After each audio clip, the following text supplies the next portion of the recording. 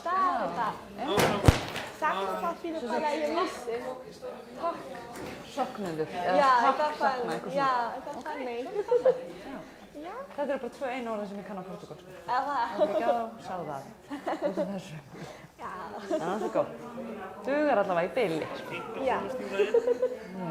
Já, en það er þetta stæði. Það er svona minn bæði svona ekki hvað.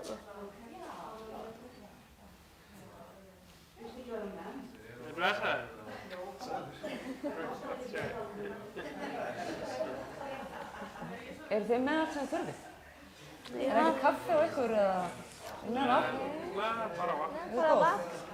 Já, ég bara tek ekki kaffi, sko. Nei. Já, ég er bara góð. Ok, það er ágætt. Ég var einhvern veginn algjörlega, var ekkert að hugsa að skrifa um text á því þetta er búið að vera svo lengi í hausnum. Já, heldur flott. Engin veginn sem hafa flott. Ég verð með mikrofón hérna sem geitir á milli, ekki þess að magna því kerfið bara fyrir streyt. Ok, svona. En það er eitthvað samfélag. Það er eitthvað sem betur að endur tekið á því. Einmitt. Spurningarnar úr sal. Já, ef það er eitthvað svona samtál úr. Já. Og þetta er næst eitthvað mikrofón. Ó, beautiful. Þú Það bara... er eitthvað svona stopp allt. Já, svo máttu líka bara greitt gefa mér bara hreinlega hrópa á mig eða senda mér skilabóðum sem er.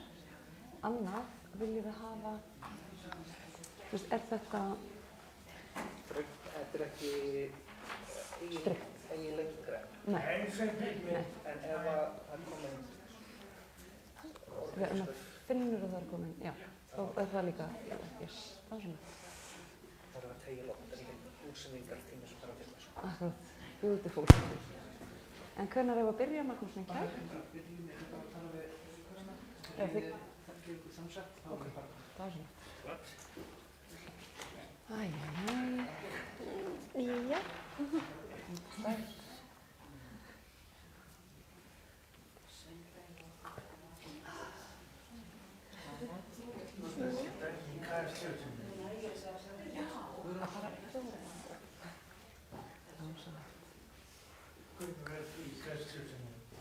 Veistu, ég er í kvöld í Kastljósinu.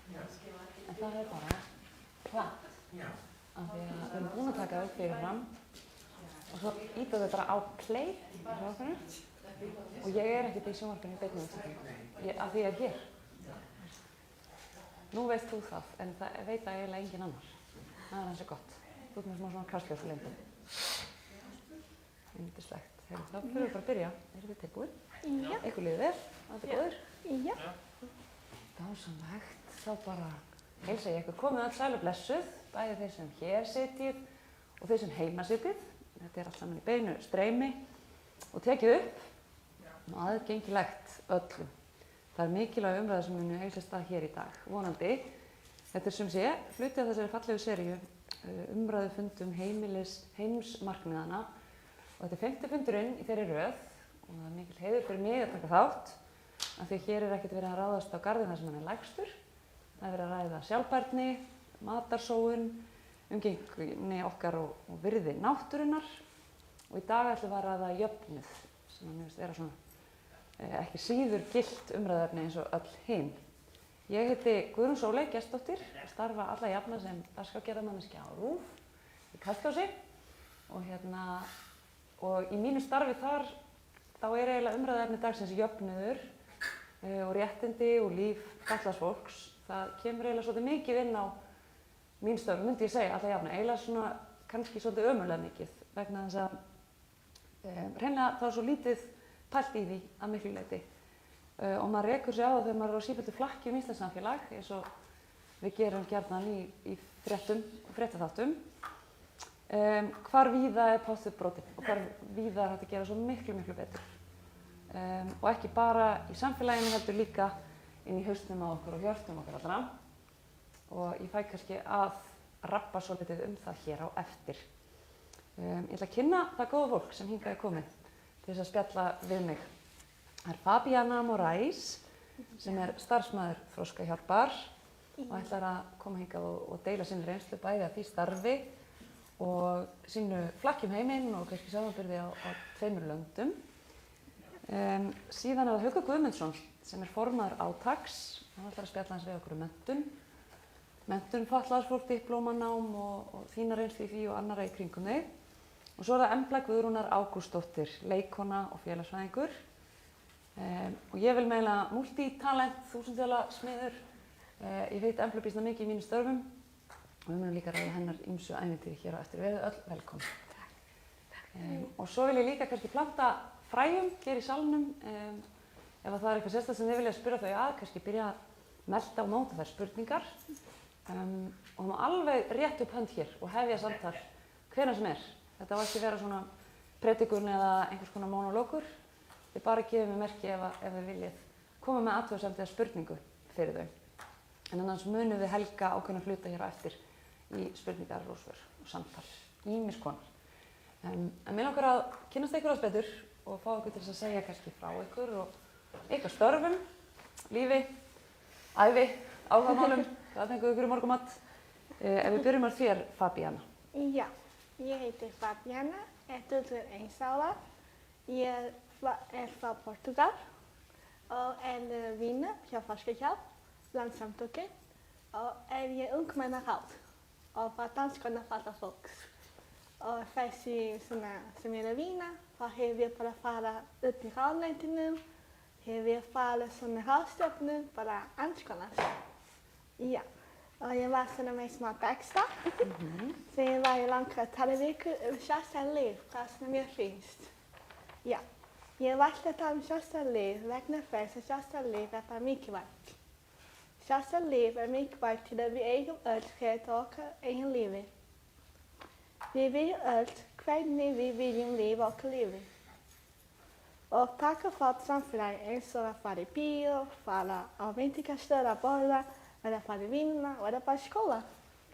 Við viljum ekki lifa sem lífi sem þú ræður ekki með hverju þú býr eða hvað þú vinnur. Við eigum öll að rétta því. Sjálfstætt líf er að við getum tekið ákvörðun okkar lífi. Enginn velja lífi sem einhver kannski uppkominn. Enginn vilja lifa lífi sem einhver kannski uppkominn tekur ákvörðun fyrir okkur. Þá lifum við ekki á mikið lífi. Eitthvað sem við ráðum okkur, hvað við gerum, hvað við lifum, þá við verðum ekki hamingjusamir, sko. Já, það skiptir máli, við séum bara hamingjusamir. Og til að fatlað fólk geti lífið sjálfstætt líf, þá þarf stuðning að vera til staðar. Og þegar ég tala stuðning, þá er ég að tala það sem kemur frá í samningu þjóðanna réttindi fatlaðs fólks. Það er að fatlað fólk hafi tækifæri til þess að velja sér búsetu og hvar og með hverju það býr til jafns við aðra og að því sé ekki gert að eigin heimi í tilteknum búsetuformi. Fatlað fólk hafi aðgang að ýmsar konar þjónustu, svo sem heimaþjónustu, búsetuþjónustu og annarra. Samfélagslegri stuðningsþjónustu, þar á meira persónulegri aðstoða, sem nauðsynlegt er til stuðningslíf og til að koma í veg fyrir einingrum og aðgreiningu frá samfélaginu. Mér langar að enda þetta með því að spyrja ykkur í salinu, ef það var einhver að langa að svara mér. Hvernig myndi ykkur líða ef einhver annar, kannski uppkunningur, myndir ákveða með hvað fólki þú býr og hvað þú býr? Hvað myndi ykkur líða? Er það eitthvað sem við svara? Kannski þú heyra? Já, ég myndi ekki líða vel með það. Ég vil fá að ráða því sjálf. Ég veit. Svo ég kannski miðli til þeirra sem að heimasitja, þá spurði Fabiana því hvernig okkur myndi líða það. Já. Ef einhver annar, kannski ókunnur manneskja, tæki ákvarðanir um það með hverjum við búum og hvernig. Já.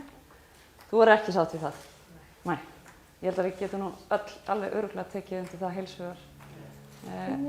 Og kannski við förum betur onni í þessa spurningu eftir, því hún er ansi góð. En höldum áfram á kynningunum, Haukur. Já. Þú segir aðeins frá þér og þínum störfum. Já. Ég heiti Haukur Guðmundsson og er formaður átaksfélagsfólks með þroskahömlun, hagsmunafélag fyrir fatlaða. Og síðan er ég leiðbeinandi í Lækjarás sem er á vegum Styrktarfélags. Við erum þar fötluð að hjálpa þeim. Það sem ég vildi leggja aðaláherslu í dag starfstengt diplómanám fyrir fólk með þroskahömlun. Sjálfur var ég í því og hef mjög góða reynslu. Það var ekki alltaf þannig að við diplómabekkurinn vorum saman. Við vorum til dæmis í fötlunarfræði með öðrum þroskaþjálfarnemum, svo við fengunum vera líka með ófötluðum, sko. Það var mjög skemmtilegt. Og auðvitað kom þar hugmyndin þar sem ég vinn í dag upp frá því. Og já, og það er bara ótrúlega skemmtilegt við diplómanám að vinna í hópi með þroskaþjálfarnemum sem við gerum líka.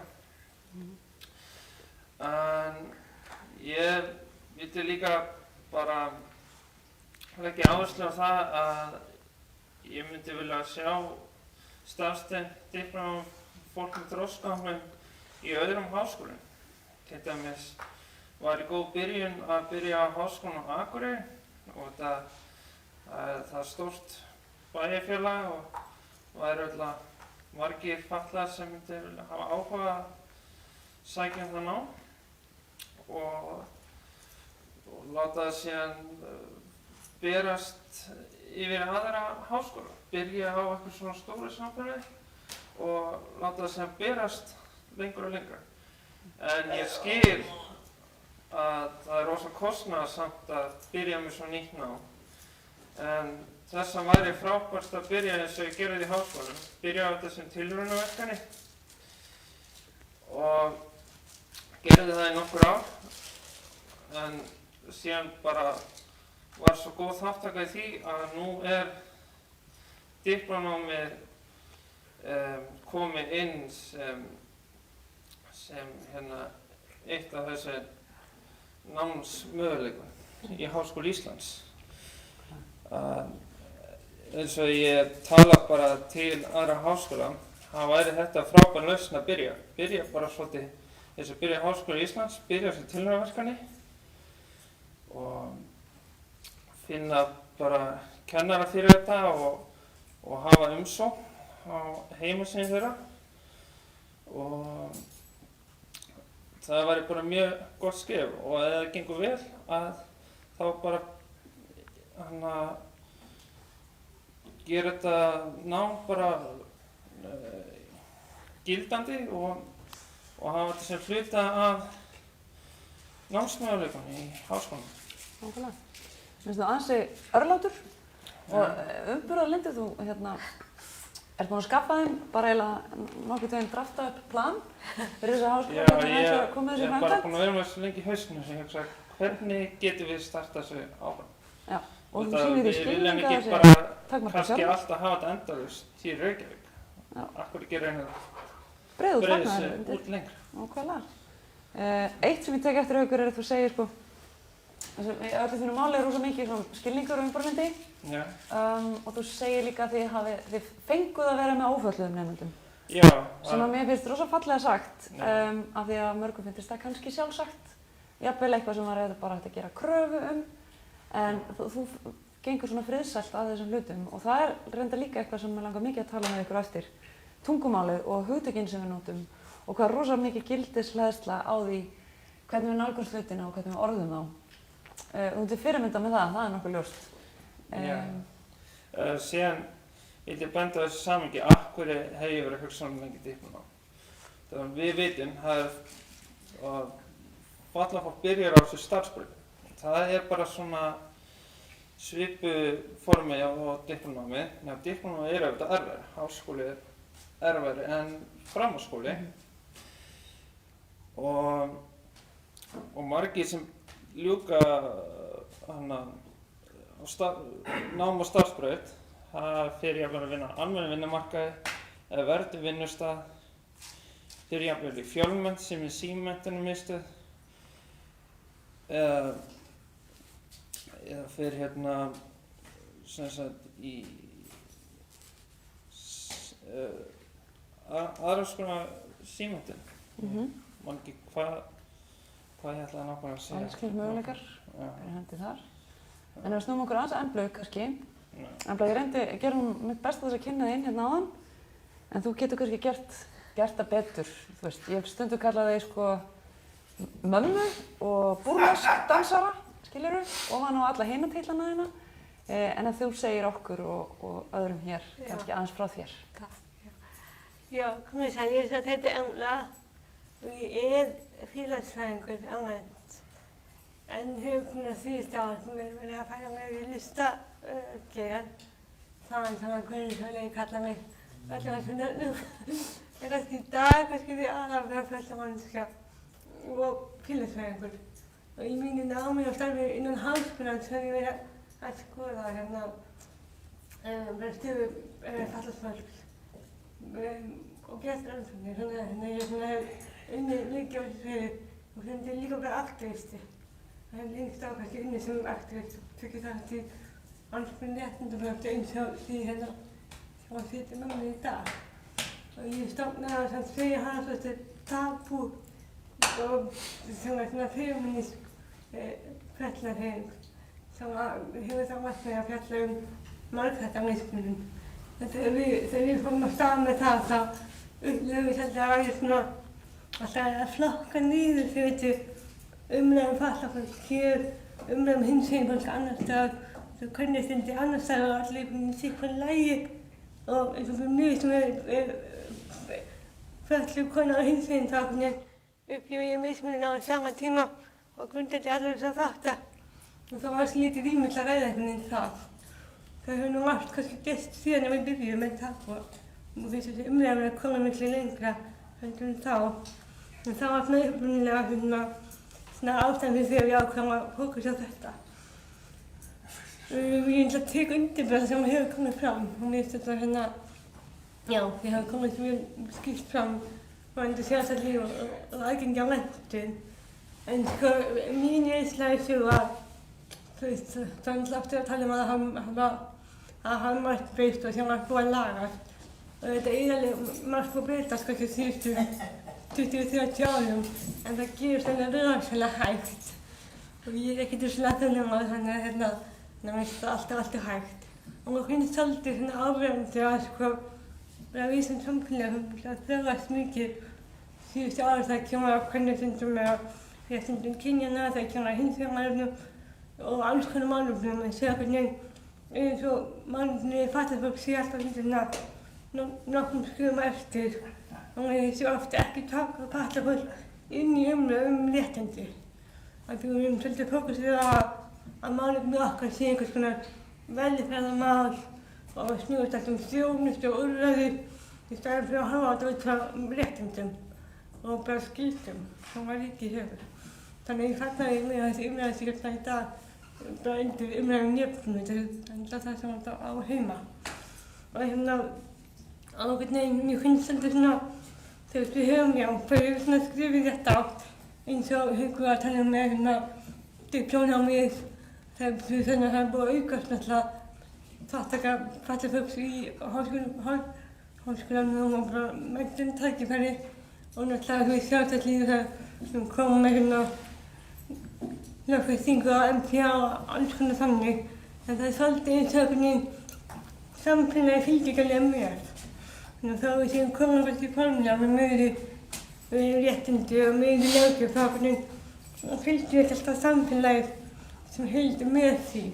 Þannig að til dæmis eins og núna kannski fleira fatlað fólk koma með menntun en það fáum ekki vinnu.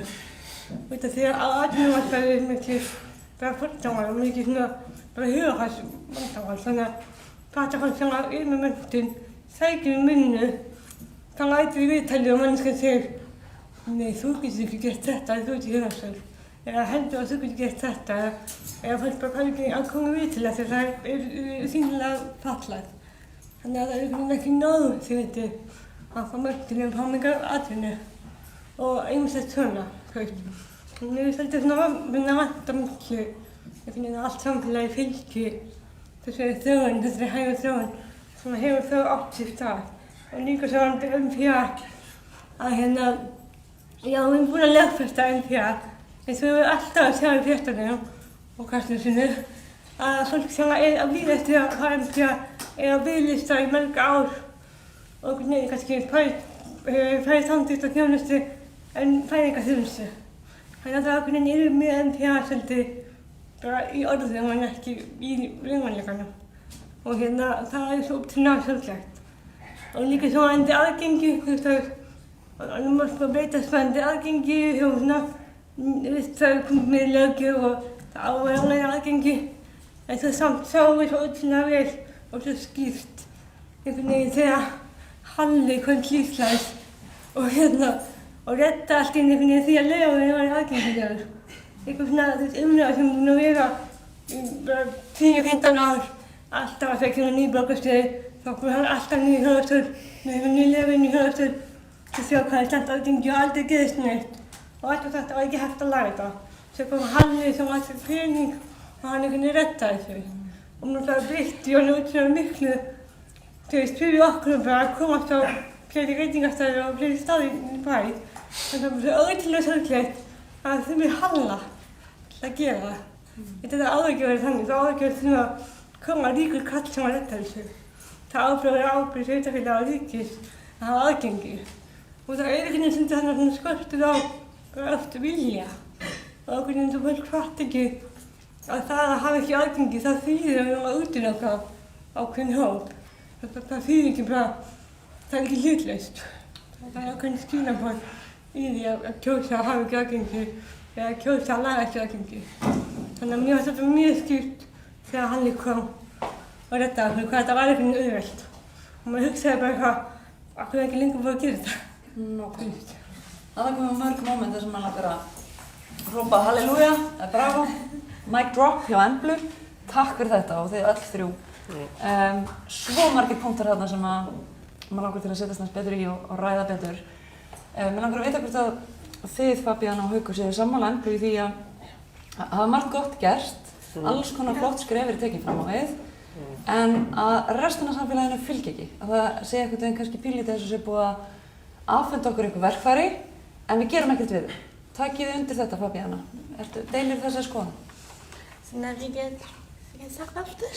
Já, sem sagt, hvort að kannski hafi margt gott gerst, Já. alls konar reglur verið settar sem eru jákvæðar, en að það vanti kannski upp á að allt samfélagið taki þátt í því. Já. Mér finnst að það er eitthvað með það sé alltaf lögum, en samfélagið búið til alltaf hindrunni. Fyrir fattar fólkið, einhvern veginn, alltaf eins og samfélagið, einhvern veginn að fulla fólkið. Það er ekki aðra fattar fólkið, þetta það sé aðra samfélagið sem búið til ekki bara margir farfum fyrir fattar fólkið. Já, mér finnst að það er bara það, sko. Bara með svona lög og svona, en bara ekki mikið fylgist með því. Finnst þú mín skoðun? Já. Haukur, hvað segir þú? Tekur þú þetta?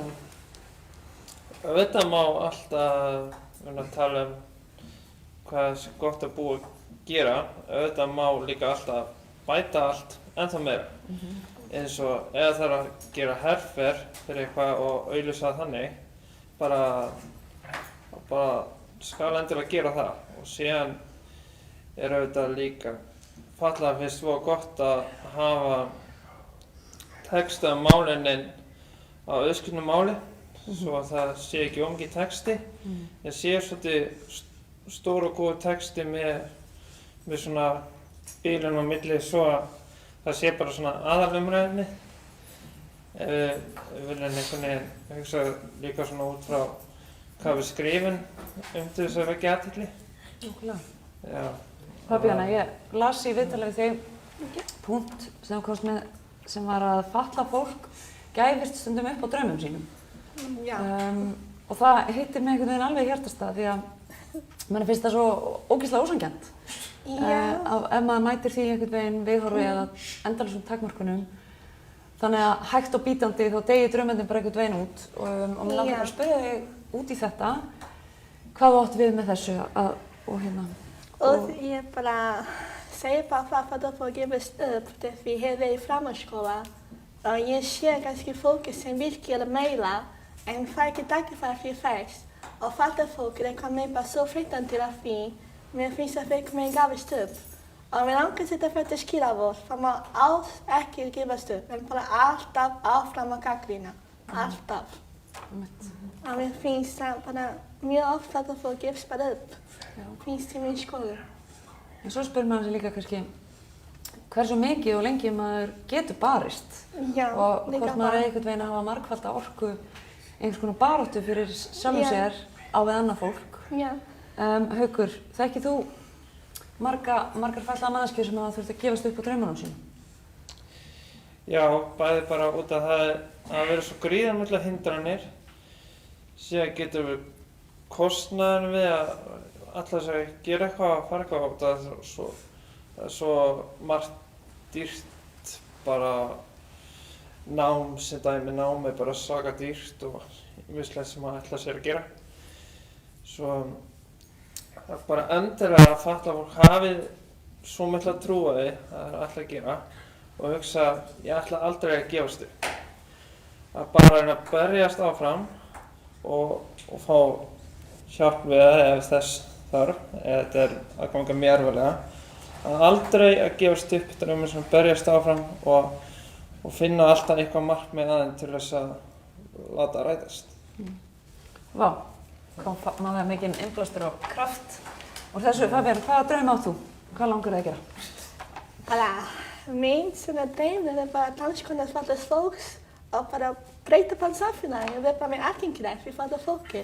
Vegna þess að vinna hjá Þroskahjálp ungmennaráð til að breyta samfélagi, get gert eitthvað sem mín samfélagi sem ég lífa á. Já. Svo við kynnumst þau bara líka aðeins betur. Hvað áhugamál átt þú? Hvað gerir í frítímanum þínum? Í frítímanum verð ég bara með fjölskylda mína og bara, bara fyrir bara að vinna með Þroskahjálp, bara í skólanum, hef bara mikið áhugamál, sko. Haukur, draumar, áhugamál, ástríða, eins og við. Já, ég er mjög gaman eins og ég er að gera núna að berjast fyrir réttindum fatlaðra. Sjálfur er ég og vinkonum mín með hlaðvarpið mannréttindi fatlaðra sem Spotify og SoundCloud. Geggjað hlaðvarp, mæli með því hlustið. Ég er búin að kynnast því síðustu daga. Endilega tekkja því. Og já, ég er bara líka gaman að vinna með fötluðum eins og ég sagði á hana. Ég er leiðbeinandi og það er gefandi að vinna með fólki með alls konar fatlanir, sko. Og það er bara, mjög flott. Síðan fyrir ég mikið tónleika og horfa á fótbolta og hlusta bara mikið tónlist. Með hverjum heldur í ensku? Ég heldur þetta með Manchester United, sko. Já, ok, alltaf lægt. Ágætt að það komið fram. Sjálf er ég Tottenham kona. Embla, hver eru þínu draumar? Það er stórt þessi urst. Að einhvern veginn er ég kannski að lifa þann draum núna. Sjálf, ég kom á fjölskyldu og ég er búin að vinna sem húsakvenna og gera bara margt það sem ég myndi undum að gera þegar lengur. Einhvern veginn kannski er ég bara að lifa drauminn. Sem var þetta skrítið, það veit maður ekki hvað var að kannast. En ég held að í stjórnframganginu þá kannski líka minn draumur að þurfa að gera aktivistir. En ákveð til þess að samfélagið sé alveg þannig að ég þurfi ekki alltaf að berjast. Og kannski að börnum mínum mun ekki þurfa að upplifa það að ég upplifi þegar ég var lítil. Þannig að það sé einhver framgangur, að sé eitthvað breytast því pabbi minn að hafa einhver áhrif á samfélagið. Þá er alltaf, þá er aðeinslegt að geta bara geta bara farið út í búð og þau ekki þurft að taka eitthvað fræðsluerindi í gamanstildri, heldur bara að geta fengið að vera. Og já. Aðeins að chilla. Að chilla, já. Það er ekki að vera í baráttu upp einhvern einasta dag. Já, það væri gott hjá samfélagi að vera á þeim stað, það þurfti ekki alltaf að vera neðan á lofti. En það er ekki þannig í dag. Það væri svolítið forvitnilegt ef við gætum fyrir einhverju töfra flippað hlutverkum. Já. Og að ófatlaðar manneskjur fengi að prófa að vera fatlaðar í einn dag og öfugt. Þá held ég að svolítið margt myndi breytast ef fólk fengi að setja sig í önnur spor. En svo er líka eitt sem ég langaði aðeins að breyta upp á og það er að það er ekki öll fötlun sýnileg. Sem er kannski konsept sem okkur hreinlega hefur ekki dottið í hug að vera almennilega meðvituð fyrir enn síðustu ár. Það er líka alls konar andlegar fatlanir og takmarkanir, alls konar sem að sést ekki utan á okkur. Sem er kannski svolítið hollt að minna fólk á að við berum ekki utan á okkur hvaða baráttur við erum að eiga hverju sinni og við getum þurft ýmiss konar auka þjónustu, auka meðferð eða meðvitund, hugsun, jafnvel þótt að það sé ekki augljóst, það blasi ekki við þegar fólk sér okkur. En það sem mig langaði svolítið að spyrja ykkur hreinlega að í því samhengi hvernig væri ykkar draumaveruleiki varðandi bæði nám og starf og samfélagi sem við lifum að hrærmast í. Af því eins og Haukur sagði áðan og talaði að hann hefði fengið að vera með ófötluðum nemendum. Væri ykkar draumaveruleiki, eða ásættanlegu veruleiki yfirleitt, að vera á blönduðum vinnustað, blönduðum skóla, eða finnst ykkur þægilegra og öruggara að vera í rými þar sem annað fatlað fólk? Hvernig sjáu þið þetta fyrir ykkur? Og ég veit að þetta mjög einstaklingsbundið og mér langar bara svona að fá ykkar sýn á það, Fabíana. Já, fyrir mín skoðun, mér finnst að þetta bara við erum bara fjölbreyttur hópur, það ekki allir sem vilja fara saman. Mér finnst að það á vera meira var, meira ákveðin fatlað fólk, hvað hann vil gera. Ekki bara vera bara með eitt, eins og bara diplómanámið og bara ekkert annað var. Mér finnst að það á að vera meira, því það með fólki sem bara var með stuðning og með sumir sem vil ekki mikið stuðning. Og mér finnst að þetta á bara fólkið sjálft að velja. Ekki samfélagi, bara ákveða fyrir þessi fólki hvað hann getur gert.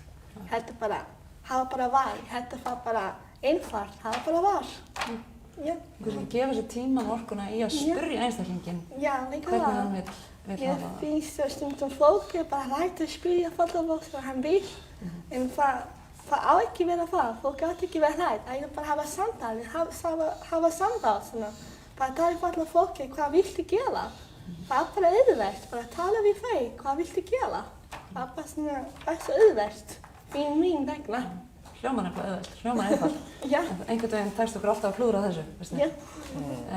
Haukur, hvað segir þú? Viltu sjá blandaðra samfélag, blandaða skóla, blandaða vinnustaði eða hvað finnst þér best? Sjálfur?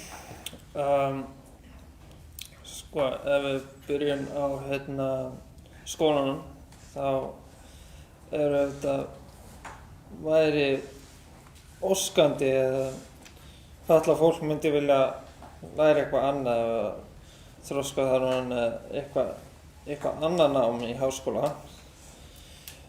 En að hafa ekki bara diplómanámi þá. En auðvitað leit ég ekki á sem sjálfstæðan hlut að diplómanámabekkurinn fengi að vera með þroskaþarfan. En það auðvitað svo lærdómsríkt þegar að svona ólíkt fólk saman í tíma og í hóp. Já, og síðan með vinnu, það henta ekkert öllum að vera á almennu vinnumarkaði og það fyrir mismikið stuðning, en síðan hentar kannski meira öðrum að vera á verðum vinnustað, það sem er meira svona fylgt eftir. En ég er sjálfur svo heppinn að vinna líka með ófötluðu fólki og það er alveg hlusta á mig sko, svo mínar skoðanir og hugmyndir eru alveg teknar til greina sko. Tillitssemin heldur áfram. Já. Svo heppinn að fá að vinna með þeim. Tillitsamur Haukur. Man lítur ekki á þetta sem forrit, þetta er bara eitthvað sem er bara finnst mann að eftir líka vera sjálfsagt sko, þessi hópar fá að vera meira saman. Algjörlega.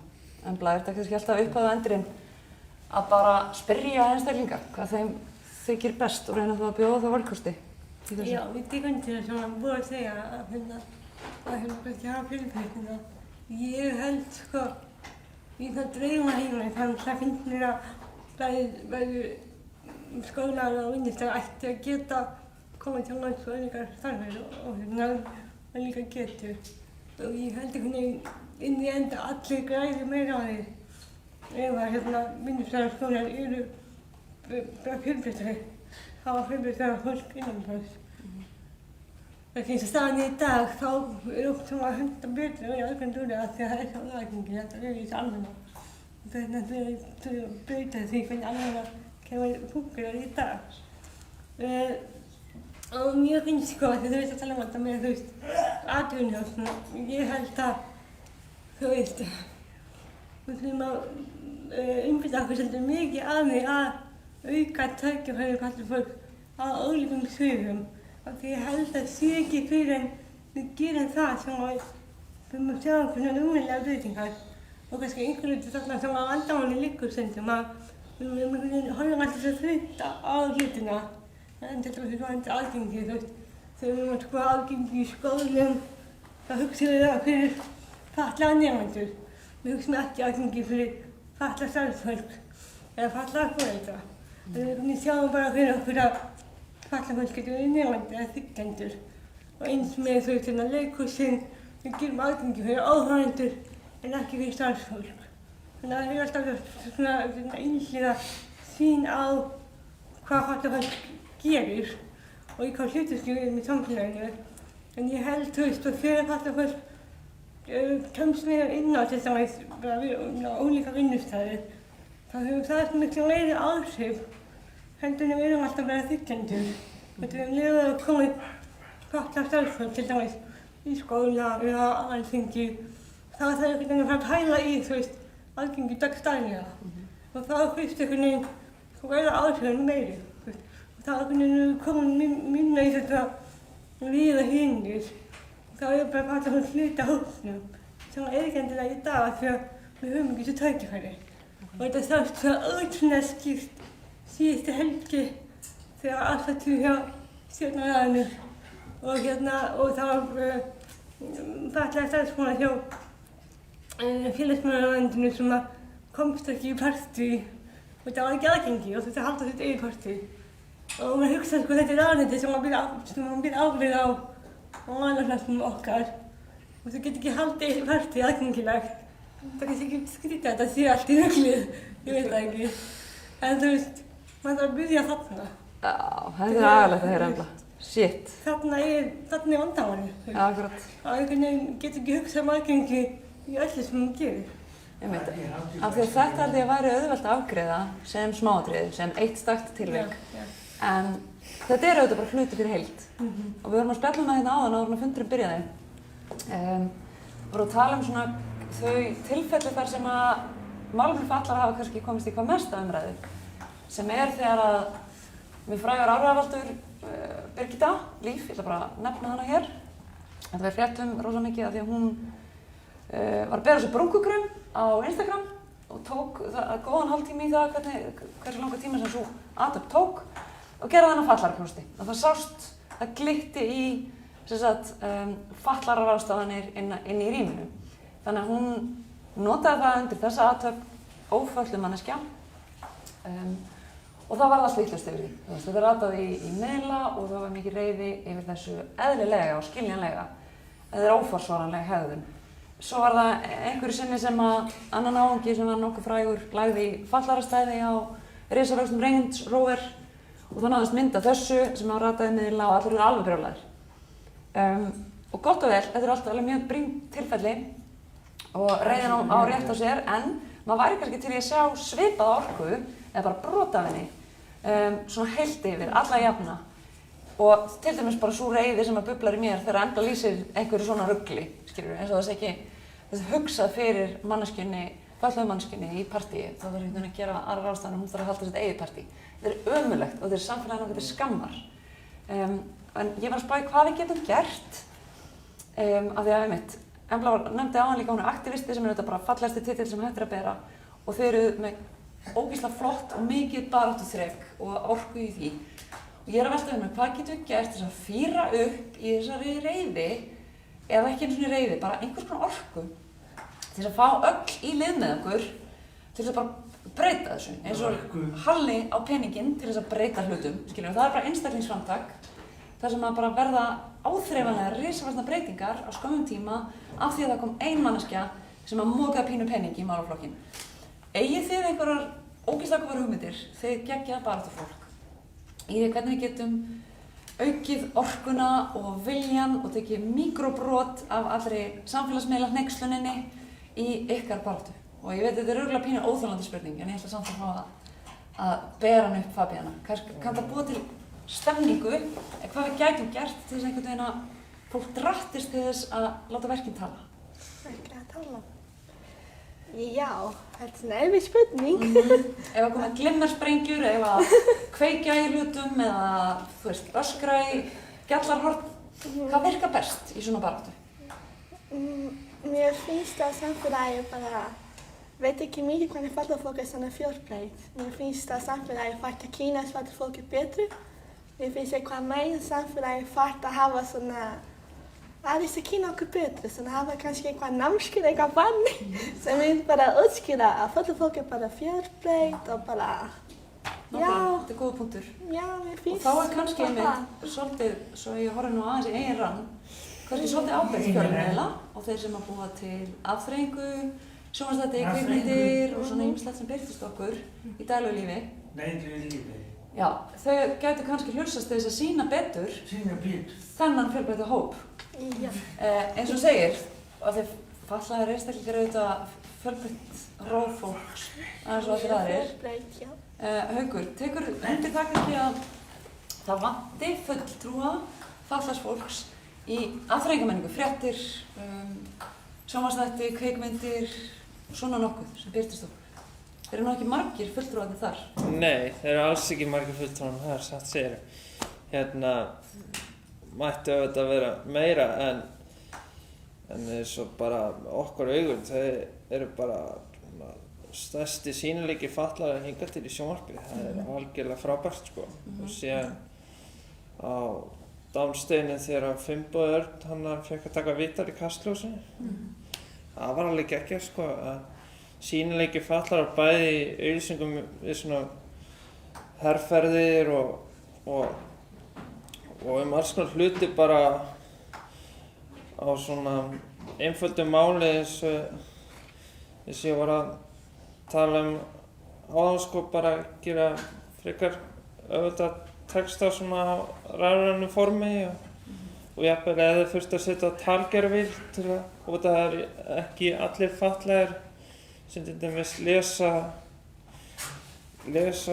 eða kunna lesa svona texta, þá er gott að hafa eitthvað talgervill sem og það var einhver manneski sem er búinn að lesa texta, getur bara að play. Þurfa að vera svona alls konar leiðir sem bæði fatlað fólk skilji og líka auka bara þannig að sýnileika fatlaðar í sjónvarpi sko. Auglýsingar, herferðum, öllu saman. Embla, þú náttúrulega öllum punktu kvennu í inngildingar umræðu og því þetta saman og það var alveg svona mörg, kannski jákvæð skref verið tekin í því að sýna fjölbreyttari hóp fólks í alls konar afþreyingarmenningu þó að megi gera cirka 1000-falt betur. Ég sé að það er kvikna meðvitund það að sýna fólk af öðrum uppruna en kannski einhverjum sem við myndum skilgreina sem strangnorrænt í einhverjum viðteknum klisjukenndum skilningi. Og þar hefur ýmis sigurvegarur unnin og ég held mér sem við höfum verið á sama málþingi þar sem að, mér finnst minnistætt að það var faðir sem rétt upp hönd og sagði frá því, deildi þeirri reynslu sinni að sonur hans sem að lítill gutti, 7-8 ára gamall eitthvað, hann er ættleiddur og þú veist, er dekkri á hörund en við sem erum svo náleitinn og einhvern tímann fór hann með son sinn á söngleik í Þjóðleikhúsinu og litli guttinn var svo rosa einblásin, hann var svo ógeðslega gaman, kom heim og söng öll lögin og pappans var að spyrja hann eftir söngleikinn hvort hann langaði ekki að vera leikari, hvort hann langaði ekki að prófa, það var Emil Kattolt einhvers og strákur sagði nei, þá allt í hennu var hann svona alvarlegri og sagði nei, ég get ekki verið leikari, það er ekki eins og ég í leikhúsi, það er hvergi að sjá neitt eins og mig, ég er ekki þar, en ég get verið heima í stofu að syngja lögin og leika og það er þetta mölbrýtur í manni hjartað. Að lítil börn, nákvæmlega sem þú varst að tala um Fabiana, að við leyfum draumunum okkar ekki að lifa, einhvern veginn að þeir verða að engu svona snemma og mér finnst ömurlegt að við getum ekki búið til samfélag sem sýnir okkur öll eins og við erum, hvað sem við erum að kljást við að díla við, hvernig sem við fæðast og erum samsett. Og draumur lítils gutta hugsanlega að verða leikara, hann fær ekki eins og hljóma, hann fær ekki að fæðast, vegna þess að hann sér engan eins og sig á íslenskum leiksviðum. Og þetta einhvern veginn hristi mig til hugsunar það hvað í rauninni við gerum lítið í því að sýna alls konar fólk í fjölmiðlum og leikhúsi. Embla, mig langar að spyrja þig út í það. Þú veist, yfirleitt eitthvað rétt gert í því? Hreinlega, sjáum við falla fólk taka viðtöl eða leika hlutverk eða búa til sjónvarpsþætti og með okkar augum þetta alveg stórkostlegt framtak og á allt hrós skilið og alla virðingu mætti kannski bara vera margfalt meira og betra. En hvað finnst þér, Embla? Já, algjörlega. Við ákveðum þetta vitt breytina á þessu fyrir. Við erum búin að vera lengi að þegar þeir byrjuðu var þetta mjög nýstalegt og merkilegt. En þú kannski geðast ekkert meira. Það var bara það að ég náði það búið að tekja bóksu. Þannig að mér finnst svona áberandi þú veist að þegar það eitthvað svona gert þá eitthvað gert eitthvað svona átaka eitthvað eitt gert. Það þykir bara nóg. En því ég sagði áðan að þá held ég að ranglega illsending felst svolítið í því að það bara sé alls þar í ólíkum hlutverkum. Það ekki þannig ennþá. Það einhvern veginn ekki, það ekki automatist. Það inn í okkur að hugsa út í það að það sé verðmæti í því að fá fallafólk til starfa. Við erum alltaf bara að fókus á hvað við getum allt gert og hvað hamlanir við höfum í stæðan fyrir að hafa hvað verðmæti fyrir því að fá fallafólki umfram aðra í til dæmis vinnu eða í viðtali eða hvað sem það er. Já, eins og samfélagið sé alltaf að gera fötluðum greiða þegar það er svo mikið á fötluðum menneskum að græða þeirra framlega nákvæmlega verðmætt og annarra. Og maður sé það þegar fallafólk tekur þátt í list eða sjónvarpinu eitthvað, það verður miklu ríkulegra samtal og miklu helmingþra heldur en við höfum síðan þegar. Þannig að þetta er rosalega hægt að gera.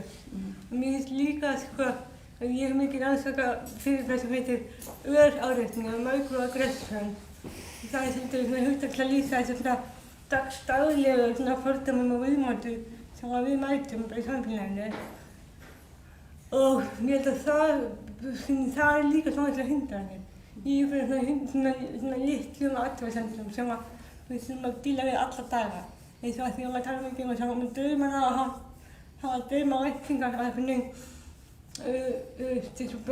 mig sem fallabarn þá var alltaf verið innprenta í hann að maður þurfti að hafa raunhæfar væntingar og maður mætti ekki hafa óraunhæfar væntingar eins og það var svona hættulegt.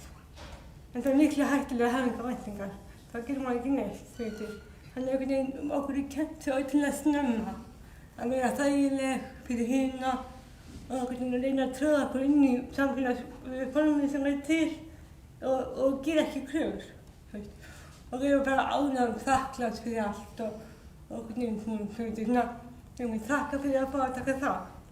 Þannig að einhvern veginn í þannig umhverfi þá er það ótrúlega flókið að einhvern veginn ætla að eiga stóra drauma, það er bara ekki hægt.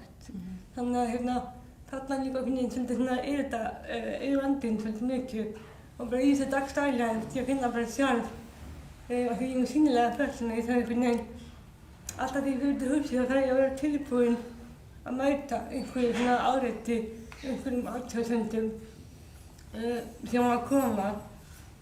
Og mjög oft er þessu athugasemdir í einhverjum góðmennsku búning, eitthvað vá hvað dugleg, eða eitthvað getur þið keypt bíl, vá hvað dugleg og eitthvað svoleiðis. Segir einhver við þig alltaf vá hvað dugleg? Já, í alvöru alltaf og alveg fyrir eitthvað svona fáránlegt.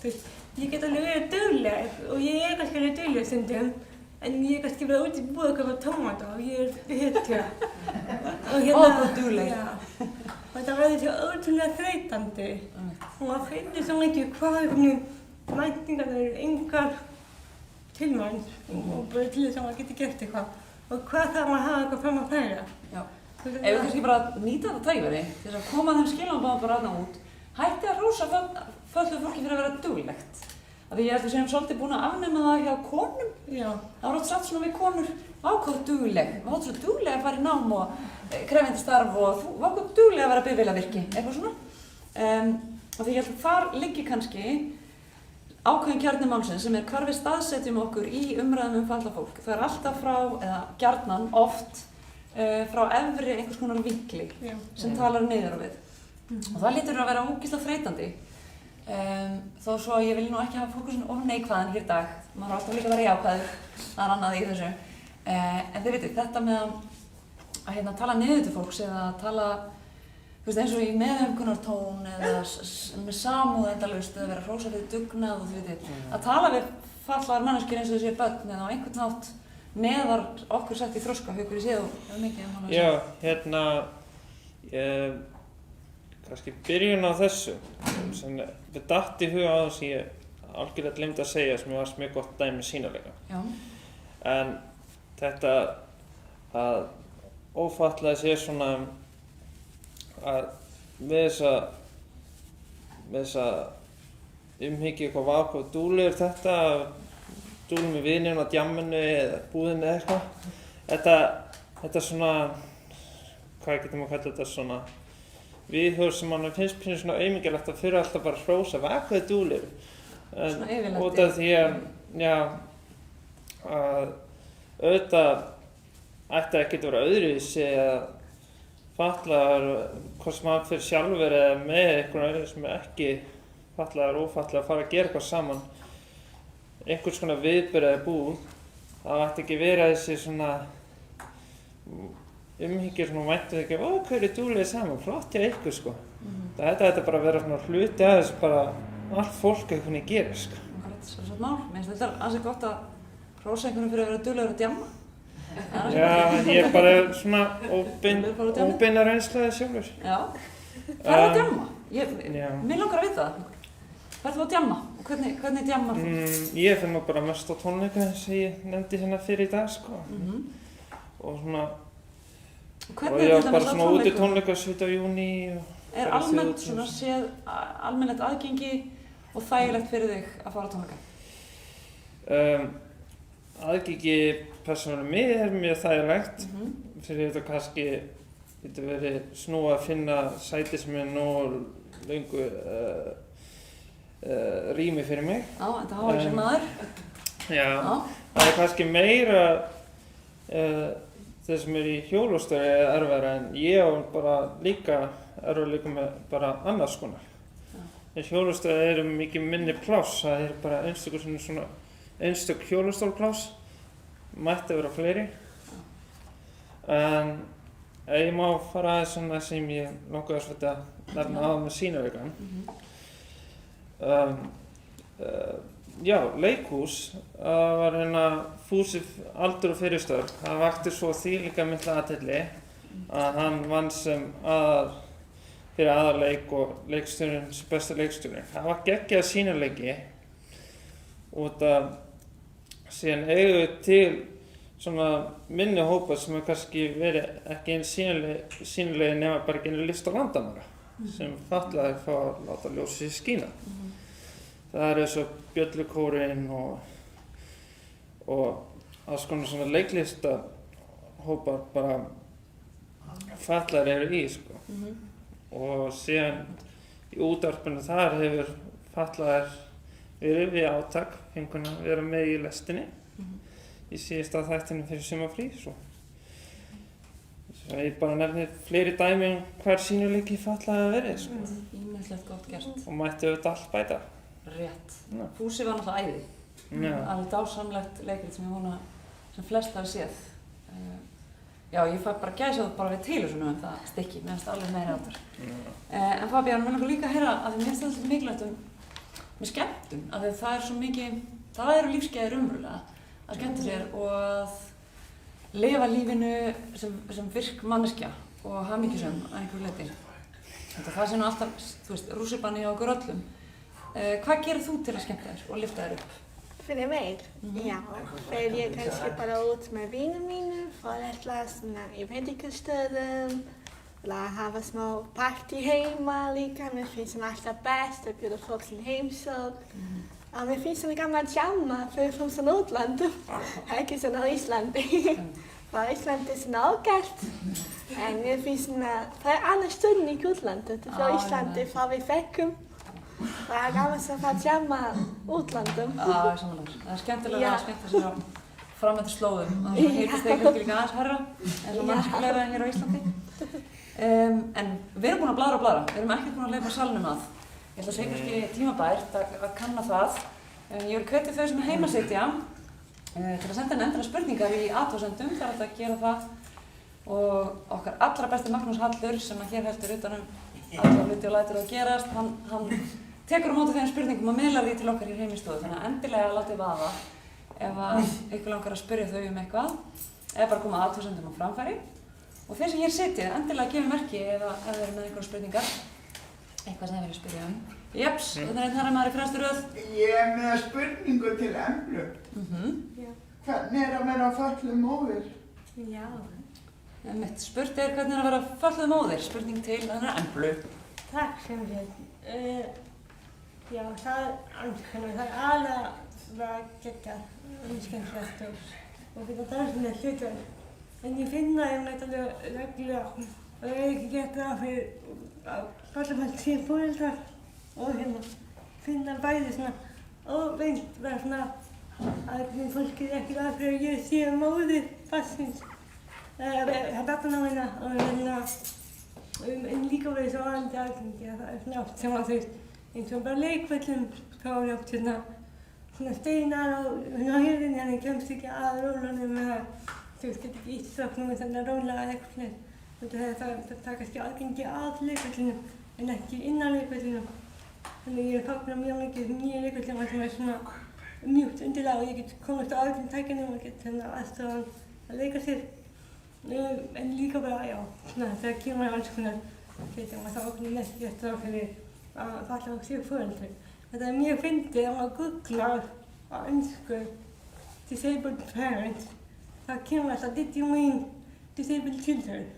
Það er einhvern veginn þú veist mikið til foreldrafatlaða barna og bara fötluð börn.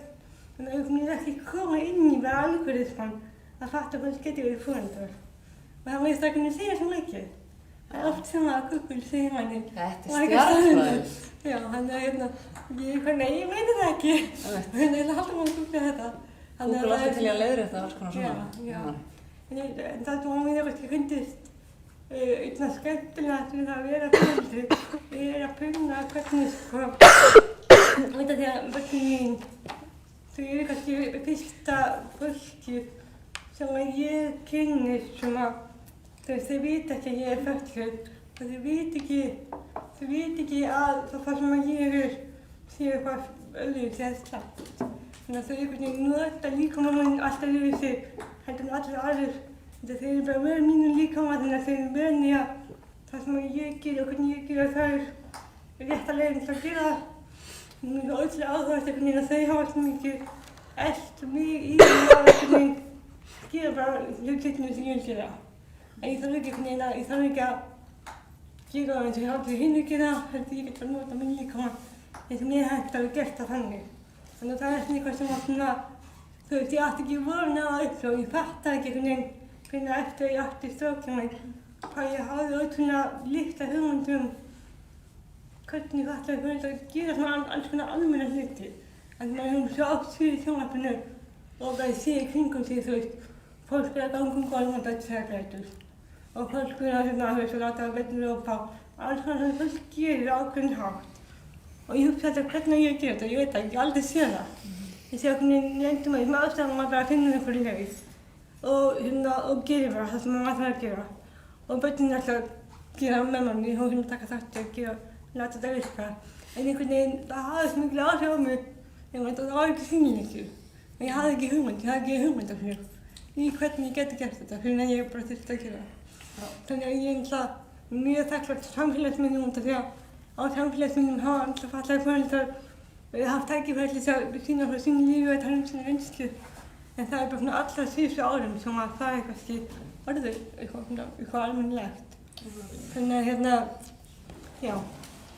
Eins og sé ekki nógu einhvern veginn ókveikjandi og kannski mikill hausverkur að fóta sig í nýju hlutverkinu, foreldrarhlutverkinu sem að, þú veist, þau hæfnistu okkar fá að takast á við í þessu lífi. En ofan á það einhvern veginn að þurfa að bæta við þessu aukna flækjustigi að vera að grafa eftir upplýsingum það hvernig maður getur borið sig að sem fatlað foreldri. Já, það var líka þegar að tala þetta áhann, þú veist. Það alveg einhvern veginn sem fækja mannskja, það er alltaf að sanna því sem mikið. Þetta að sanna að þú getur gert alltaf eitthvað svona. Og með það foreldrar líka sem einhvern veginn að sanna því. Og mér finnst það áhægt að þau svona ákveðin meðvitund það alveg að gefa foreldrum ákveðin slaka og þú veist, einhvern veginn sína skilning og eitthvað svona, þú veist. En ég held að fatlaðir foreldrar séu undir svo mikilvægi pressu að það þarf einhvern veginn alltaf að vera fullkomið. En það bara alltaf þessi ógna ofan á einhvern veginn fólk lítið á þessum óhæft foreldri. Og verður mér þannig að ég á Íslandi og víða að kalla fólk bara missi börnum sínum fyrir einhvern faranlega hluti sem að óhægt myndi aldrei missa foreldra yfir. Þannig kvinnalega innst inni þá alltaf þessi ótti að gera mistök og ákveðin pressa að gera þetta vel. Svo skiljanlegt. Og allt það að vera 100%. En það líka einhvern pressa sem að getur ekki lifa lengi þannig að ég þú veist, einhvern veginn reyna að hvetta hennar milli að vera bara mamma eins og ég og gera bara það sem að ég eins og ég vil hafa það og vera alveg saman þótt að strákum miklu skýtum ból eða eitthvað en hún veit ekki að hugsa ég en ég er samt alveg eitthvað endur það því að hann patlar mig og þú veist, hann eitthvað skýtið og hvötum að því mamma þessu velli þannig að þetta alveg flókið svona einhvern veginn að navigata þetta í hausnum á þessu og hann allt annað sko. Nákvæmlega, þetta finnst mér svo skiljanlegt allt sem þetta nefna þessi aukna pressa á fötluðum foreldrum að gera vel til þess að sanna að þeir geti þetta og þeir geti staðið eftir þessu hlutverki. En ætla þess ekki þarna bara svolítið mikilvægt eins og mörgu öðru að bara tileinka sér smá punk og smá uppreisn. Af því það ekki á fólk leggjandi að taka á móti öllum þessari hleðslu og auka þyngslum og það ná nógu erfið hlutverk fyrir. Þannig að stundum kannski ekki bara kominn tími til þess að gefa smá fokkjúmerki, má ég segja það, þið veitir, að bara þrykkja frá sér auknu álagi sem að samfélagið vissulega bakar, en þá verður það bara að vera samfélagsins. Erum við ekki orðin svo flinki núna að skila skömm, þá kannski líka þetta skila alls konar ekstra ábyrgð og ekstra kröfum og ekstra þyngslum. Segi ég, skilur, þetta bara til að. En já, sem sé, fleiri spurningar kannski? Spurningar úr sal. Ef einhverjar eru, hér handaloft. Sæl, ég heiti Ragnhildur, takk fyrir frábær erindi.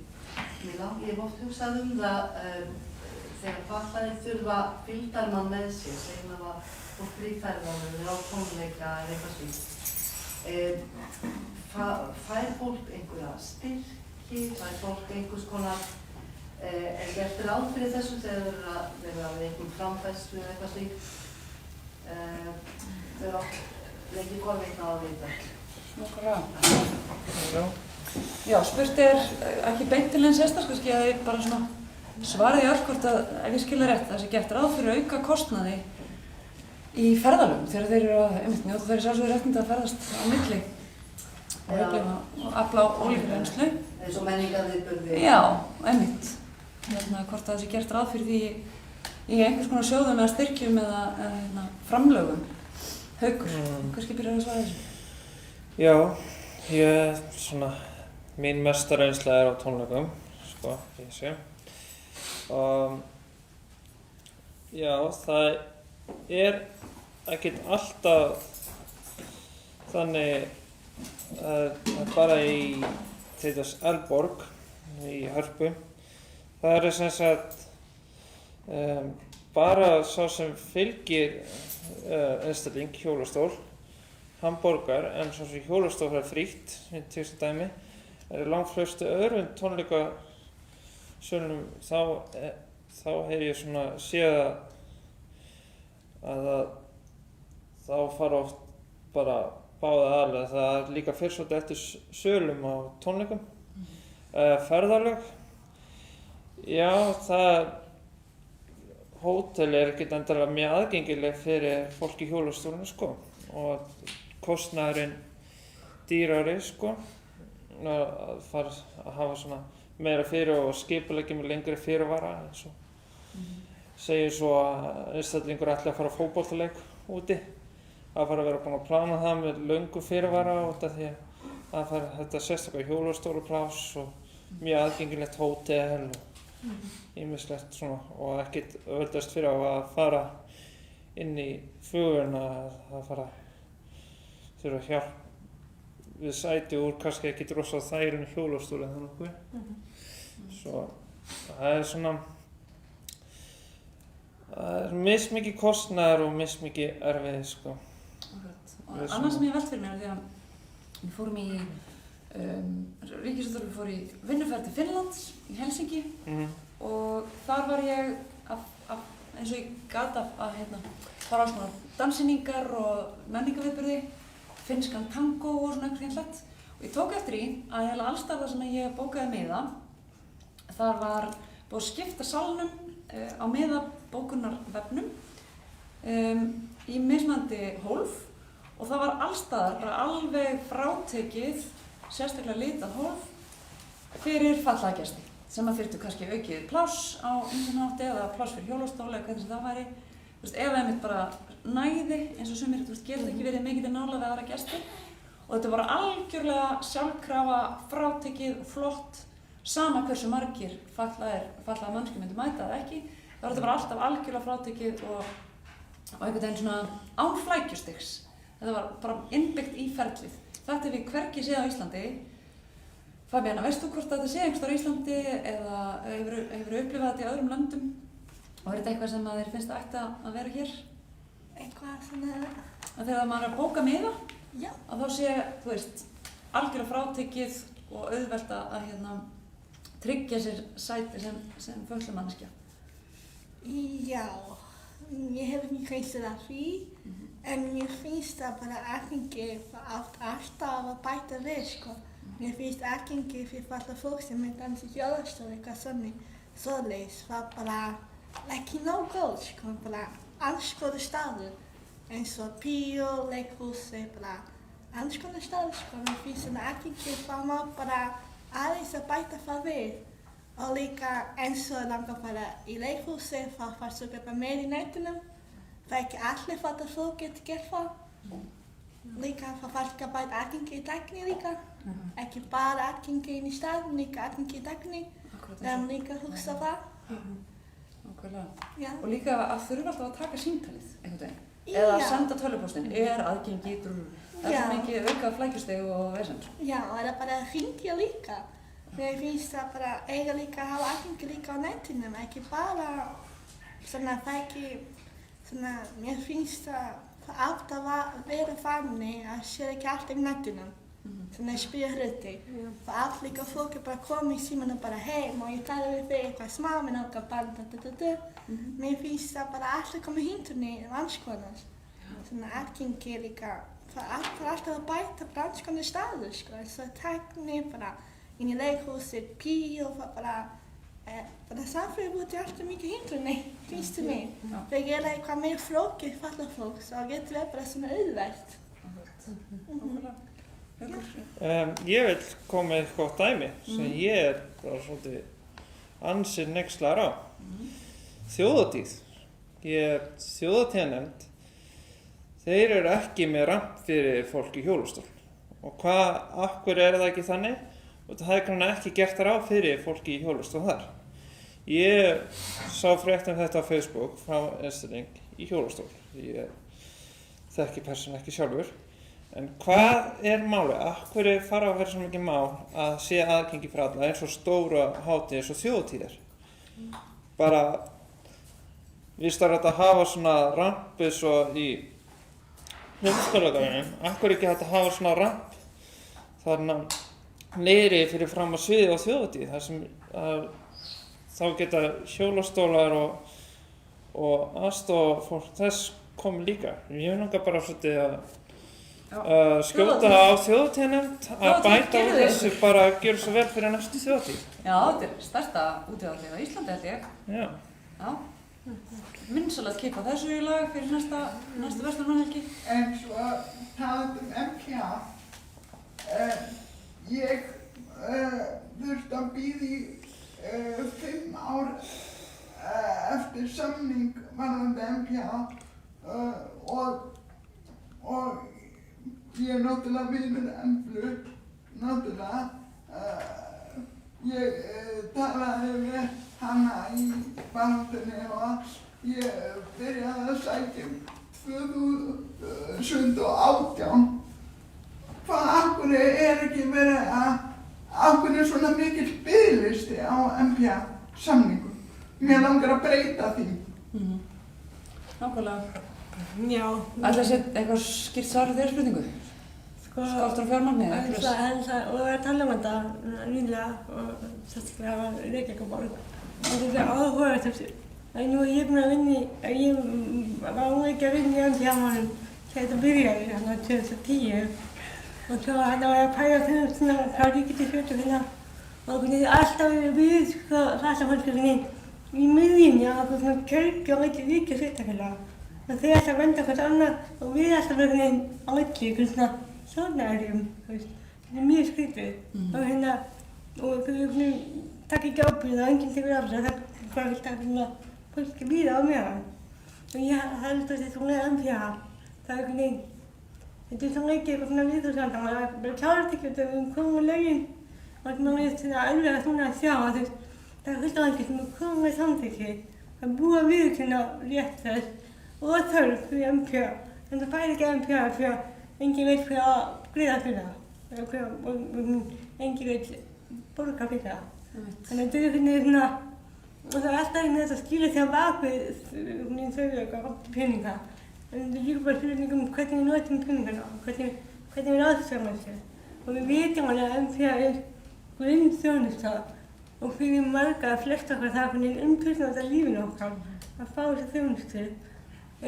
Allt sem ég geri í dag getur gert út af NPA. Ég geti ekki gert það nema ég væri með NPA. Ég geti ekki komið hingað í dag nema því með NPA. Þannig að þetta er algjörlega gerbreytir lífinu. Og það er ekkert margir sem er við það, þetta er einhvern veginn að træða í kerfinu og það setja ekki forgang á þetta. Sem bara aðeins varðandi kostnað sem þú varst að spyrja að sem misvarðandi milli með hvernig þjónustu þú með, hvernig að deila kostnaðinn. Til dæmis fólk sem er NPA, það er ákveðin prósenta af greiðslunum er ætlið svona útlága kostnað, til dæmis kaupa meira tónleika og gleðmaða þann, en það er ekki þannig með aðra þjónustu. Þannig að það er líka svolítið að mismuna fólki að grundvalli þjónustu sem er mjög slæmt. Nú eins og með NPA kannski höfum ákveðin fólksbók að geta notað henni til að gera hluti. En þetta er samt nær svolítið styrkt af því að, þú veist, þetta er kostnaðinn alltaf viðtækur. Og þetta er eins og fyrir mig, þú veist, mjög mikla þjónustu. Þannig að ég þarf til dæmis að vera með aðstöðu heimaháman fyrir aðstofafólki. Sem fyrir að búa í stærra húsnæði og það er enginn sem okkur greiðir það nema ég sjálf. Þannig að það er fullt af kostnaðir sem að lendast á okkur sem kannski ætti ekki að gera út af því að það er alls konar kröfur frá aðstæðum fólks í vinninni sem við þurfum að uppfylla. Þannig að þetta er svolítið svona loðið fyrst. Og ég held að þetta sé á mismunandi milli þjónustu hvernig þau hátta. Ég held að við getum bara tekið kannski þessar tvær línur hjá þér það hvernig NPA hefur gjörbylt þínu lífi og að flest sem þetta gerir í dag gætir ekki gert nema út af þeirri þjónustu.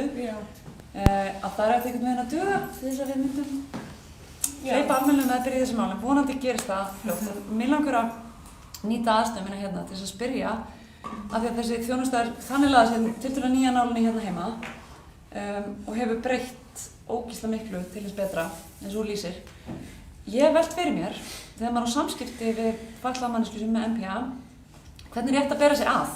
Þetta er kannski eitthvað sem allavega ég þori illa að spyrja og kannski margir hérna úti með mér í því að þori ekki að spyrja hvernig er rétt að umgangast NPA eða fatlaða manneskju með NPA þjónustu manneskju með sér ávarpa maður hana? Má maður heilsa henni eða ávarpa hana eða er rétt að láta eins og hún sé ekki til staðar? Ég hef núna í tvígang þá tekið viðtali manneskju sem er með svoleiðis leiðsinni og ég hef verið ringluð í því hvert ég á beina máli mínu, hvort ég á heilsinni eða hvernig er rétt að bera sig að því. Og nú spyr ég bara, eins og Bjáni, hvernig á maður að hafa þessu? Allir gangur á þeim og hvað fólki finnst, hversveglega. En ég held ekki vandamálið liggur í því, þú veist, sem að ég lendi oft í að fólki að ávarpa ástofufólki og ekki mig. Já. Og þá að segja hérna, vill hún kaffi eða eitthvað þannig sem ég held að þú kannski setja ekki að gera, en ég voru ekki.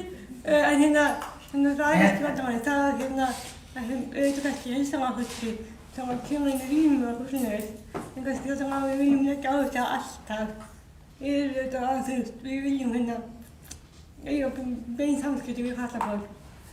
Hvort sem við erum aðstofafólk eða túlka eða hvað sem það er. En við séum ekki að tala við þá aðstofna, fólki í gegnum aðstofna, nema þess þurfi. Og ég held að margir séu sem svona átt óöryggið og kannski fatlað fólk tala óskipt eða eitthvað svona, að þá kannski fyrir fólk að frekar áherslu á aðstofafólki. Það er alltaf öruggara að byrja bara að tala beint á manneskjuna. Það er alltaf kemur í ljós. Og þetta eru aðstofafólki í ólíkum hlutum. Sumir fá aðstoð við að tjá sig og aðrir ekki. Og það kemur alltaf bara í ljós. En ég held svona almennt bara gildi svona almennt mannasviðin svo lengi sem að hérna við fáum að tala fyrir okkur sjálf eins og við getum og viljum gera.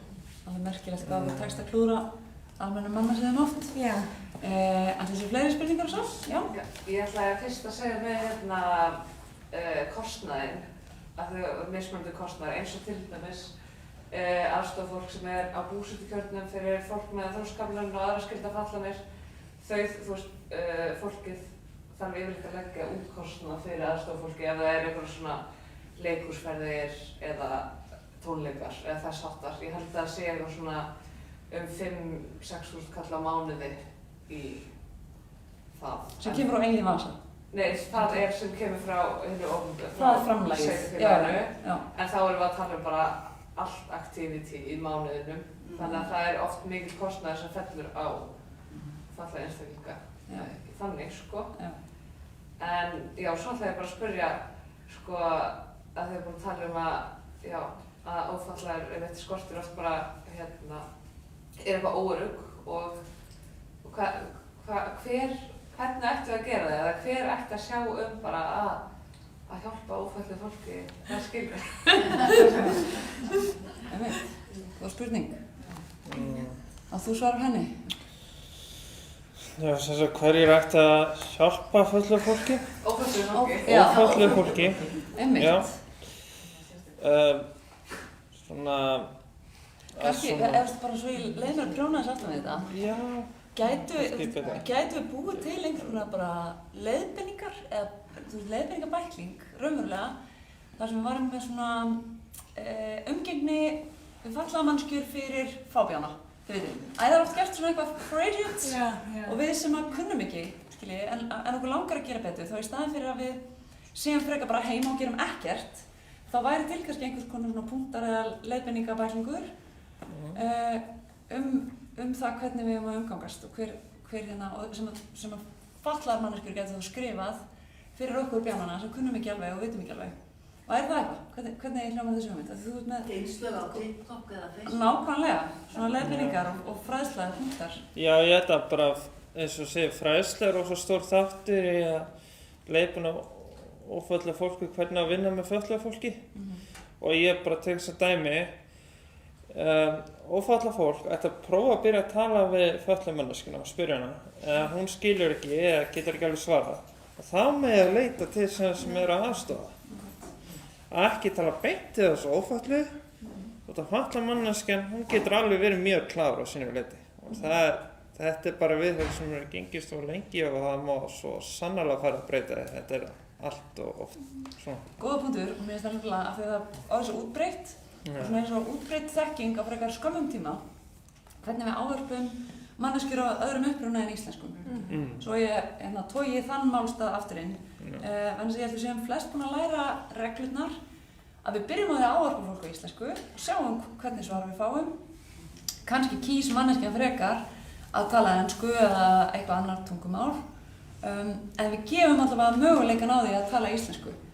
Og gerum ekki alltaf ráð fyrir því að manneskja vilji tala ensku af því að það er eins og Embla breytaði upp á öráreitinu, mikroaggression áðan rosalega þreytandi fyrir manneskju sem lítur út á einhvern annan hátt en strang íslensk, strang norræn að þurfa endalaust að leiðrétta fólki því margoft á dag Nei, ég tala íslensku, ég rammíslensk. Mér þætti vænt að eiga þetta samtala á íslensku. Það ekki boðlegt að við getum bara tekið þennan stensil sem við erum öll orðin svolítið þjálfuð í núna og bara látið hann líka á fatlaða manneskjur. Ég held að það myndi þessa bók, þessi leiðbeiningar. Þetta svona fyndið hvernig getur ég hjálpað áfallega fólki. En ég held þetta ekki svona flókið. Þetta það svona ákveðin þumalpunktur sem ég myndi alltaf segja fólk. Að því líka allir svona auðvitað spurningar og allt svona og margir þetta óryggir og nóta mótselingu og öll þessi umræða það alltaf mjög gott og ég vil langar alltaf að segja eitthvað að spyrja myndi ég segja þetta ófallega manneskju? Ef það svarið nei, þá þetta líklega óhægandi. En myndi ég segja þetta sjálf mig, þá þetta líklega ekki óhægandi. Eins og bara óhægandi spurningar, alveg persónulega spurningar eða þessi komment sem ég var að tala myndi ég segja þetta sjálf mig. Ef það svarið nei, þá þetta skrítið. Og líka svona mikið forvitni hjá fólki, hvernig gerir þetta, hvernig, okkur er þetta fötli, hvað kom fyrir eitthvað svona. Þetta ekki eitthvað sem við erum að spyrja hvort annað dagstælega. En það svo gott bara að stoppa og spyrja myndi ég segja þetta með pappa minn, myndi ég segja þetta með svona minn.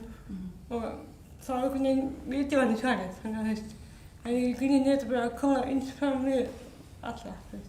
Vá, það er mikill sannleikur.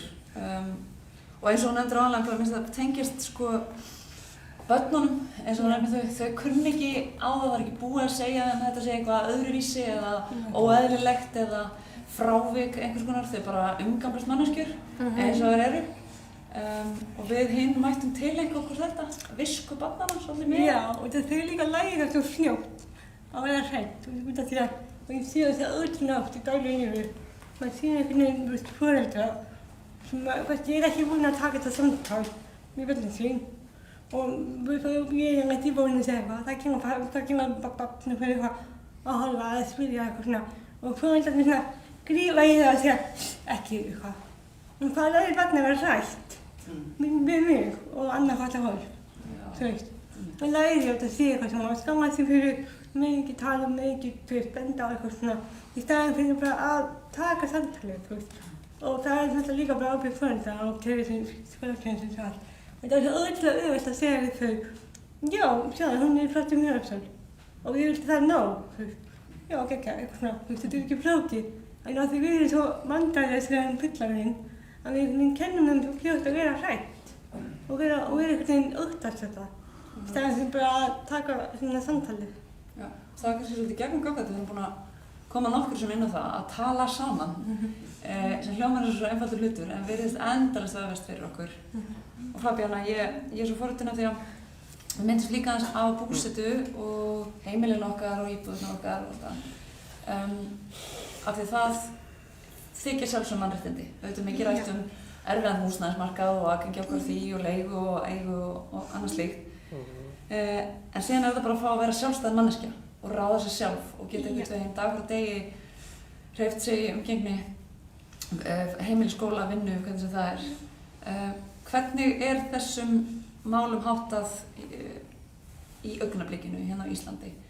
Er nægt framboð af góðu húsnæði fyrir fatlað fólk eða veit ég ekki kannski svarið þessar spurningu fyrir það? Sko, ég veit ekki svarið þessar spurningar en í mín skoðun er það bara alltaf mikið bílalista.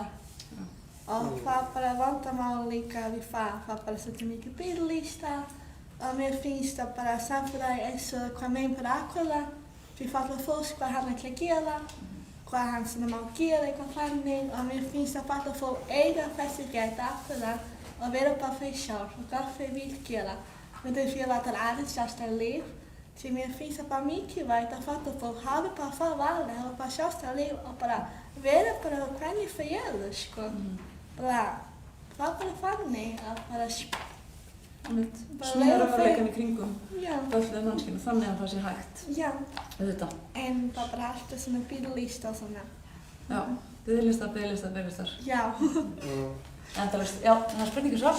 Já, takk fyrir, fyrst og þetta þakka ykkur fyrir mjög gott framlag og það er svo, þetta hefur verið virkilega vakið mann til umhugsunar það sem þið hafið verið að segja. En ég var að hugsa þetta eins af því að, og ég vil líka þakka Hannes Rolfi fyrir að halda þessa þætti, að halda þessi kvöld síðdegi, það sem að fjallaði heimsmarkmiðin. Og þetta er heimsmarkmiðið sjálfbærni. Og sjálfbærni byggir á 3 stoðum eins og þú vita sem þekkja það. Og það er hagræn félagsleg og umhverfisleg. Og það er óttalega þetta jöfnuður er þetta félagslega. En þegar maður spyr fólk gjarnan út á götu, eða þurft að spyrja fólk hvernig skilgreinir sjálfbærni, þá er það að ferða að tala umhverfismál sem er líka ónauðsynlegt og ég vil síst gera lítið úr því. Og svo man fólk kannski eftir þessum hagræna þætti, en þetta með jöfnuðinn, það er það markmið sem er svo vanrækt. Og þessna getur maður allavega að láta sér dettið og þessna ganga okkur svona hægt að ná sjálfbærni, af því þetta þarf að vera jafnvægi á milli þessara 3 þátta. Og nú er ég að velta fyrir mér og mér finnst það svolítið kannski hafa endurspeglast í okkar umræði í dag að hvers vegna er svona erfitt að tala þennan félagslega þátt? Hvers vegna er þetta svona vanræktur þáttur þegar við erum að tala sjálfbærni? Hafið þið eitthvað sem þið viljið velta fyrir ykkur í því samhengi? Af hverju þegar þú spyrir einhvern hvað er sjálfbært þróun skilurðu, hvað snýst þetta, þá myndir flestir fólk. Það er auðvitað að tala fólk að endur að flokka sorg, ekkert mál, en það er líka að sinna jafnrétti og jöfnuði. Þetta er mjög góð spurning, takk fyrir hana. Eigið þið skýring á þessu, það verðist vera eins og það sé svona eins og viðkvæmari strengur í okkur, heldur en það að tala matarsónina okkar eða neyslumynstrið eða svona hvað við erum að gera umhverfisvernd. En eins og nefnir, þá er jöfnuður einn veigamesti þátturinn í sjálfbærni, ef ekki sá allra stærsti. Vitið, af því þið talið auðvitað þessi mál svo reglulega, daglega eflaust. Vitið af hverju þetta er svona eins og viðkvæmur strengur eða minna rætt heldur en aðrir þættir? Já. Það er kannski erfiðara bara erfiðara að útljá þetta út af því að sjálfbærni og svona, þetta er gerð svo erfitt, gerð svo mikið vesen. Það sem eru svo mikið svona hindranir líka í þessu. Að ef við myndum fara hægt að hugsa þetta væri erfitt að taka svona hindranir burti, þá væri þetta að gera mér sjálfbæra og væri auðveldara að komast áfram, vera sjálfstæður og sjálfbæra og allt það sko.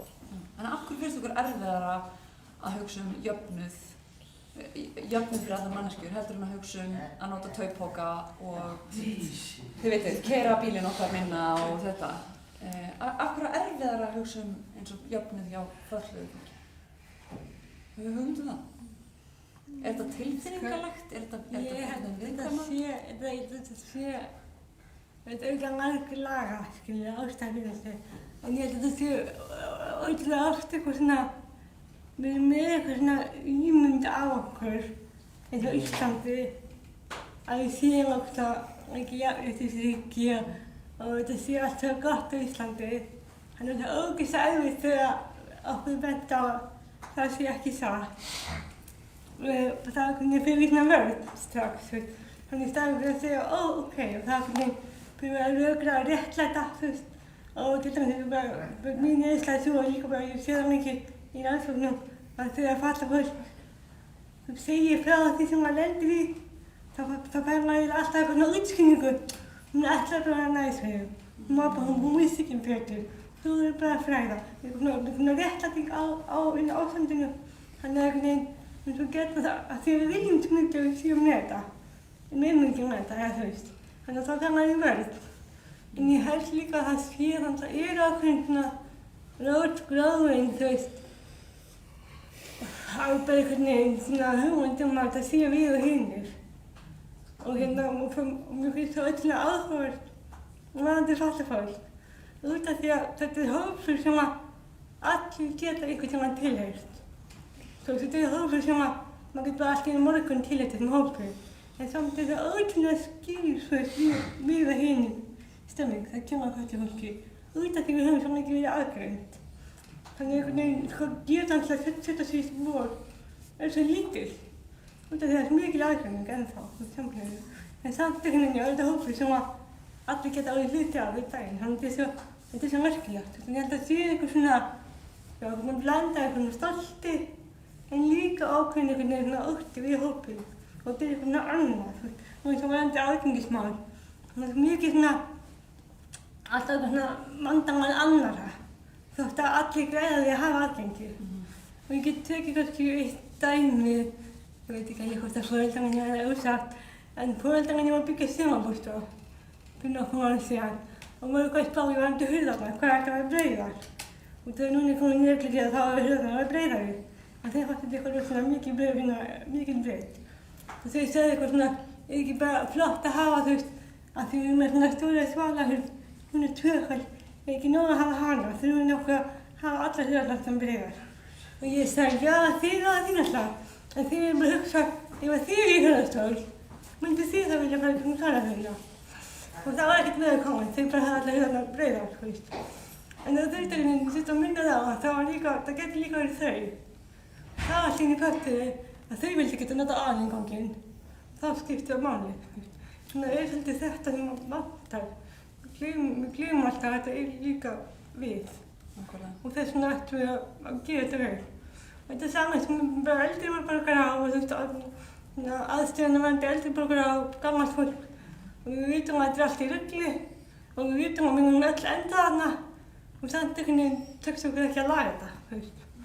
Þannig að þetta er einhvern veginn, þetta er svo skrítið. En þetta er einhvern veginn áfenging á milli. Þarna er því sem ég er búin að heita niður á 2 gullaðar, bara svo ég náði, svo ég glósi þetta hjá mér í rauninni bara mentalt að hérna, eins og Embla segir, þetta er hópur sem við getum tilheyrt á morgun.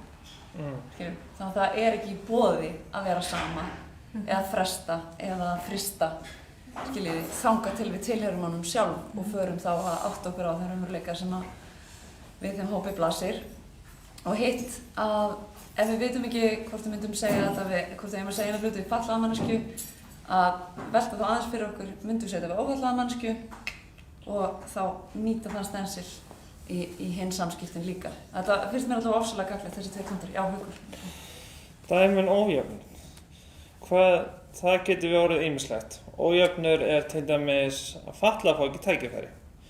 Fá ekki tækifæri að vinnunum sem að langa til, almennu vinnumarkaði sem dæmi. Og geta ekki svona fengið tækifæri til þess að koma með haft samband við vinnuveitanda með svona hugmyndi hvað þessi geti gert og hann þarf kannski svona mikið stuðning. Svo er líka ójöfnur að það er oft brotið á réttindum fatlaðra og reglunum þess eins og samninguna hafa gert að fara eftir samningsþjónustu réttindum fatlaðs fólks. Þetta er líka bara dæmin ójöfn. Birtist okkur svo víða. Við erum náttúrulega að bladra frá okkur allt vitt. Búið stórkostlega upplýsandi og gagnlegt og skemmtilegt að vera með ykkur. Ég ætla að halda eina reglu í heiðri hjá mér. Með fyrirgefðu Fabíana. Nei, ég langar bara að segja bara eitt punkt og við búin, sko. Er að mér finnst að fatlað fólk er alltaf að lenda að bara samfélagi byggja bara eitthvað fyrirmyndir að við getum ekki gert hlutina. Getum ekki til að fara í skólanum, getum ekki til að fara í vinnumarkaði. Mér finnst að samfélagi á að hafa sem meira val og leyfa fatlað fólks að prófa að hafa svona tækifæri. Mér finnst að það sé bara auðvelt, bara tala við fatlað fólk og bara sjá hvað hann vil, ekki bara ákveða fyrir fram. Hvað hann vil og hvað hann vil ekki. Við getum ekki vitað fyrir við prófa. Já, einmitt. Nákvæmlega, mjög góð punktur. En hérna, ég hef haft það sem svona reglu í viðtölum sem ég tek, þetta er alls ekki viðtal, að breyta alltaf upp á mat. Oft er það bara svona einhverju svona ekstra efni eða aukaefni eða baka tjöld eða hvernig það, mér finnst bara nauðsynlegt að tala um mat í hvert sinn og kannski pínulítið af því að gardínurnar í mér eru farnar að gaula og það nálgast kvöldmatarleyti. Mig langar að spyrja ykkur hvað þetta hafi kvöldmatinn í kvöld. Byrjum að Emblu. Hvað er matinn? Ég veit það ekki, en uppáhaldsmaturinn núna er eitthvað svona risotto eða eitthvað svona ferskt pasta eða eitthvað þannig. Þannig að það er alltaf að gera, já. Mjög góð. Mæli með svepparisotto. Já. Það er haust og það er ennþá hægt að tína sveppi eins og í Skorradal og upp í Heiðmörk og geggja þér í svepparisotto. Haukur, hvað ætlarðu að borða í kvöldmat í kvöld? Kannski ekki alveg beint ákveðin, þetta mjög líklegt að það væri hamborgarbólan Tómasar. Tilboð aldarinnar. Já. Eitthvað slags. Við erum alltaf ekki auglýsa neitt hér, Nei. En þú, hvað kann? Ég ætla að hafa bara fiskur í mati með kartöflur. Já. Fiskur á þriðjudegi, það mér finnst mánudagar svo mikið fiskidagarnir. En þú? Ég ætla að fá pítsu. Ég byrja að blaðra manna fyrir uppin.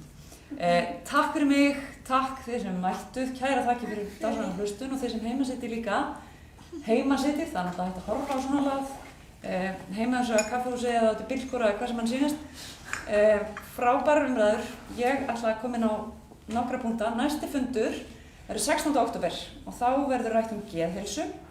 Það er Ólafur Þór Ævarsson, geðlæknir, Tómas Kristinsson, sálfræðingur og svo kemur fulltrúi frá Geðhjálp og það er hún Elísabet Jökulsdóttir sem stýra á þeim fundi. Það verður ekki leiðilegt ef ég þekki hana rétt eða það sem þarna taka þátt. Ég hvet ykkur til þess að mæta á þann fundi að fylgjast með honum eins og hægt er. Svo er það könnun. Við viljum vita hvað ykkur fannst fundinn.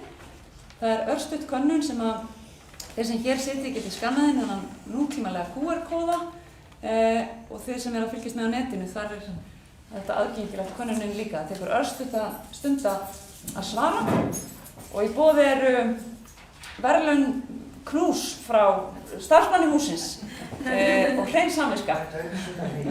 Og kæra þakki fyrir það framlag að svara könnunin og taka þátt í þessu rosalega flotta uppátæki þessari fyrirlestarröð heima í heimsmarkmiðana. Það er alveg sammála, eins og mælt þetta mínu hjarta. Takk fyrir mig í dag. Takk fyrir þið sem hingað mættu. Við sjáumst bara á næsta fundi 16. október. Verið sæl.